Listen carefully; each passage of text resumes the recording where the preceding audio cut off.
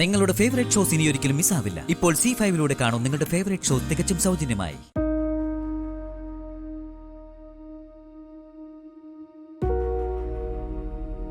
നീ എന്താടാ ഒന്നും കഴിക്കാതിരിക്കുന്നത്? നിനക്കെന്താ പറ്റിയത്? കഴിക്കടാ.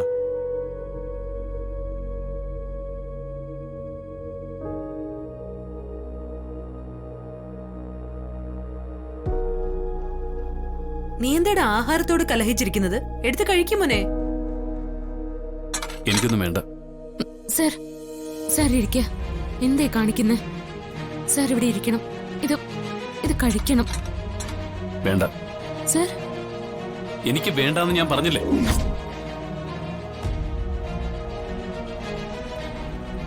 എടാ എന്ത് പറ്റിയടാ മോനെ? ഇപ്പോ ആഹാരം കഴിക്കാൻ പറ്റിയൊരു മാനസികാവസ്ഥയിലല്ല ഞാൻ. കഴിച്ചാലേ ഇറങ്ങില്ല. എടാ നിന്റെ മാനസികാവസ്ഥയ്ക്ക് എന്തു പറ്റി? ഞാൻ പറയുന്നത് കേൾക്കാൻ തയ്യാറാവാത്ത ഒരാൾ എനിക്ക് വേണ്ടി എന്തിനാ വെച്ച് വിളമ്പുന്നത്? ആ കൈകൊണ്ട് വിളമ്പുന്ന ആഹാരം ഞാൻ കഴിക്കുന്ന എന്തിനാ?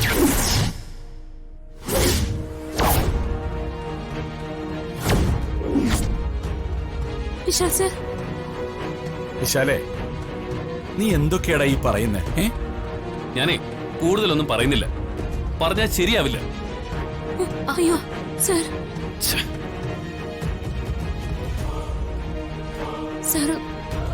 സാർ വിഷമിക്കണ്ട.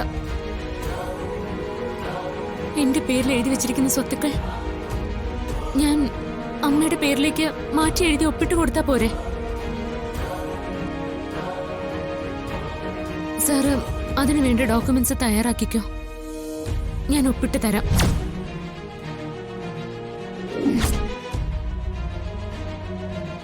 അപ്പോ അമ്മയുടെ പേരിലേക്ക് സ്വത്തുക്കൾ കൈമാറാൻ തനിക്ക് സമ്മതമാണ്? അങ്ങനെ തലയാട്ടിയാൽ മാത്രം പോരാ. അമ്മയുടെ പേരിലേക്ക് സ്വത്തുക്കൾ എഴുതി കൊടുക്കാൻ തനിക്ക് പൂർണ്ണ സമ്മതമാണെന്ന് താൻ തന്റെ നാവ് കൊണ്ട് അമ്മയോട് പറയണം. അങ്ങനെ പറയിപ്പിക്കാന്ന ഞാൻ എന്റെ അമ്മയ്ക്ക് കൊടുത്തിരിക്കുന്ന വാക്ക്. അതെനിക്ക് നിറവേറ്റണം.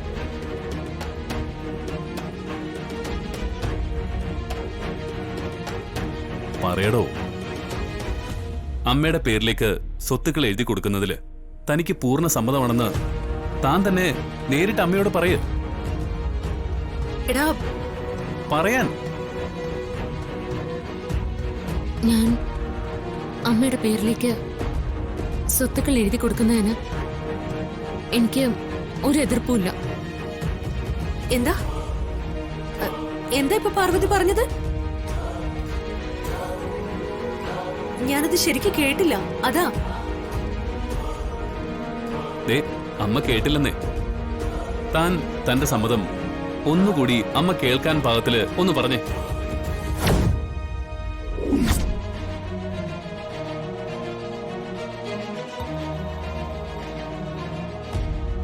എനിക്കിവിടുത്തെ വസ്തുക്കൾ അമ്മയുടെ പേരിലേക്ക് മാറ്റി എഴുതി തരാൻ പൂർണ്ണ സമ്മതമാണ്.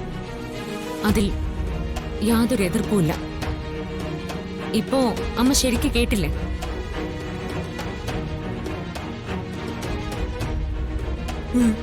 കേട്ടു കേട്ടു. ഇപ്പൊ ഞാനത് നന്നായിട്ട് കേട്ടു.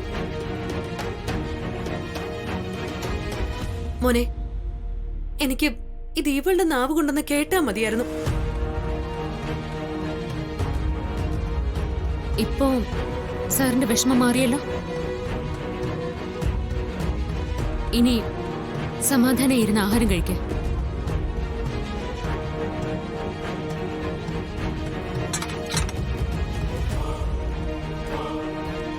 അച്ഛാ. വേണ്ട, എന്റെ വിശപ്പ് കെട്ടുപോയി.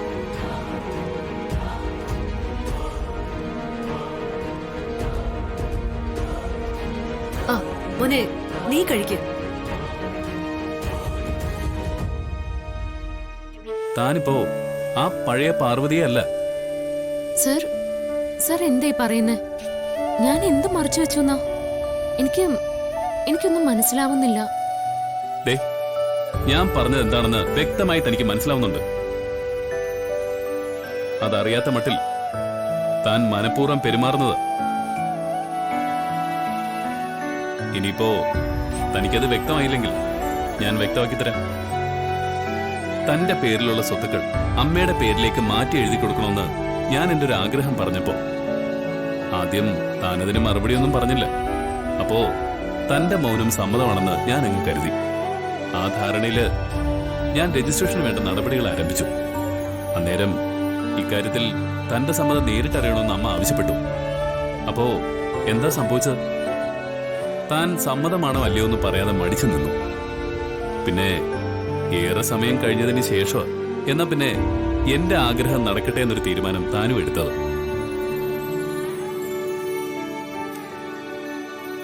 അവിടെയും താൻ എന്തോ ഒളിപ്പിച്ചു.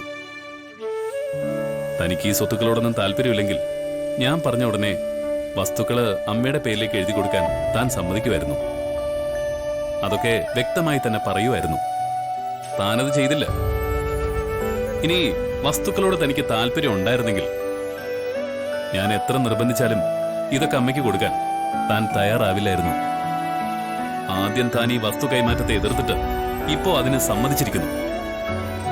ഇതിൽ നിന്ന് തന്നെ താൻ എന്തോ കാര്യമായിട്ട് എന്നിൽ നിന്ന് മറയ്ക്കുന്നുണ്ടെന്ന് എനിക്ക് വ്യക്തമാണ്. അതെന്താണ്?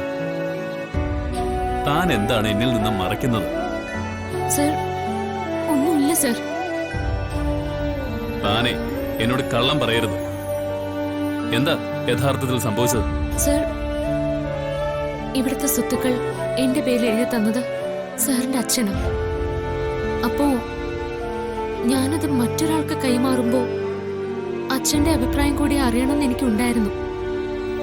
അമ്മയ്ക്ക് എഴുതി കൊടുക്കുന്നതിന് മുമ്പ് അച്ഛന്റെ ഒരു വാക്കുകൂടി ചോദിച്ചിട്ട് അങ്ങനെ ചെയ്യാന്ന് ഞാൻ കരുതി. അതിനുവേണ്ടി ഞാനൊന്ന് കാത്തു നിന്നു.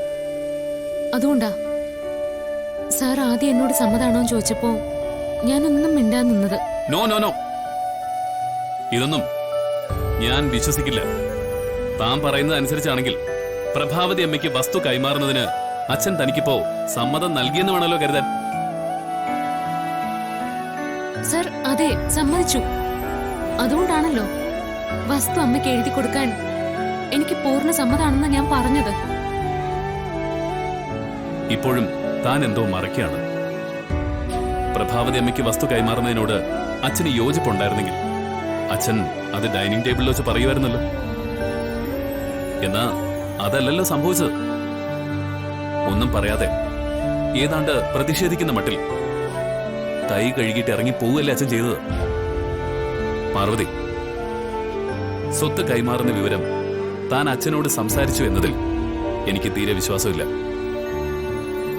തനിക്കിപ്പോഴും തന്റെ മനസ്സിൽ താൻ ഒളിപ്പിച്ചു വെച്ചിരിക്കുന്ന കാര്യങ്ങൾ എന്നോട് തുറന്നു പറയാം.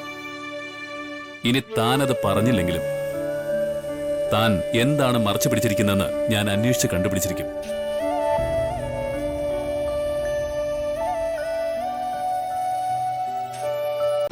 ഡൗൺലോഡ് ചെയ്യൂ C5 ആപ്പ്. കാണൂ എല്ലാ എപ്പിസോഡുകളും സൗജന്യമായി.